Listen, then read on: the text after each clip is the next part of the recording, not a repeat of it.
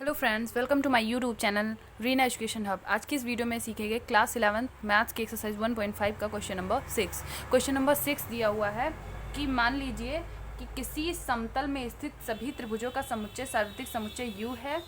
मतलब किसी प्लेन में मतलब ऐसा होगा कि सभी त्रिभुजों का जो समुच्चय हो उसमें कोई भी त्रिभुज हो सकता है, समबाहु, विषमबाहु, सभी तरीके के मतलब त्रिभुज होंगे। तो ये तो हम जानते हैं यूनिवर्सल सेट ऐसा सेट होता है जिसमें उसके सभी जितने भी सेट्स हों उनके सभी के गुण यूनिवर्सल सेट में होते हैं, सार्वत्रिक समुच्चय में होते हैं। यदि ए उन सभी त्रिभुजों का समुच्चय है जिनमें कम से कम एक कोण 60 डिग्री से भिन्न हो, तो ए डैश क्या है?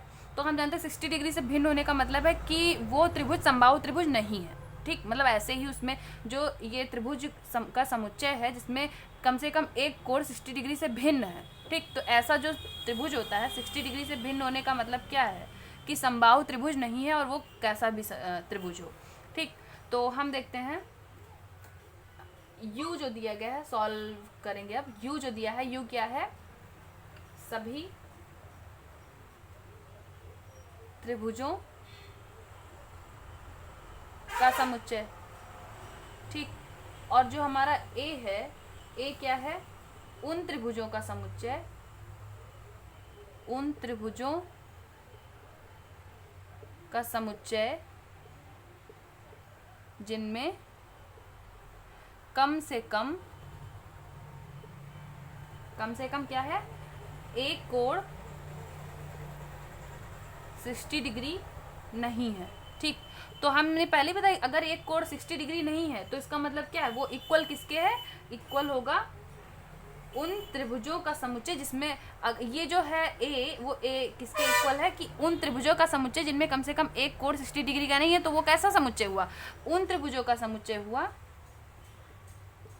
उन त्रिभुजों का समुच्चय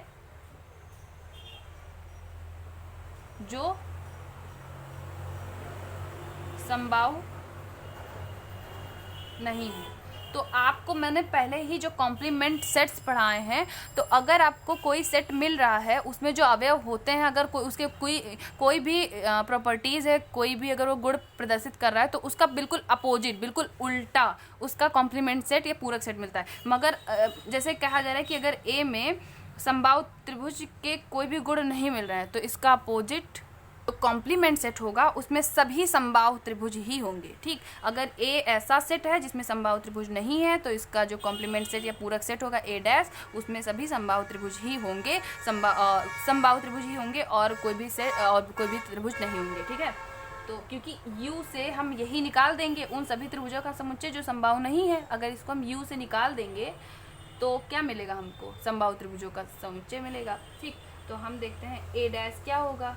U से A को निकालने पे जो बचेगा वही होगा। तो U से A अगर हम निकाल रहे हैं तो क्या मिल रहा है? उन त्रिभुजों का समुच्चय, उन त्रिभुजों का समुच्चय जो A में नहीं है। ठीक है, तो A में क्या नहीं है? समबाहु त्रिभुज का तो समुच्चय नहीं है। उन A डैश में क्या होता है कि A के सभी एलिमेंट्स जो U में ना हो। ठीक, U जो A के सभी एलिमेंट्स होते हैं U से सबको निकाल दिया जाता है, U के सभी एलिमेंट्स ले लिए जाते हैं, वही A डैश में होते हैं। तो A के जो एलिमेंट है वो क्या है कि ऐसे त्रिभुज, समबाहु त्रिभुज तो बिल्कुल नहीं है के एलिमेंट में। ठीक है, और सभी हैं, तो वो सभी त्रिभुजों को निकाल देंगे तो हमें क्या बचेगा? समबाहु त्रिभुज बचेगा। तो हम लिखते हैं उन त्रिभुजों का समुच्चय जो A में नहीं है। तो A में क्या नहीं है? समबाहु त्रिभुज का समुच्चय। तो हम लिख देंगे कि ए डैश जो हमको मिला वो क्या है? समबाहु त्रिभुज का समुच्चय, यही हमारा ए डैश।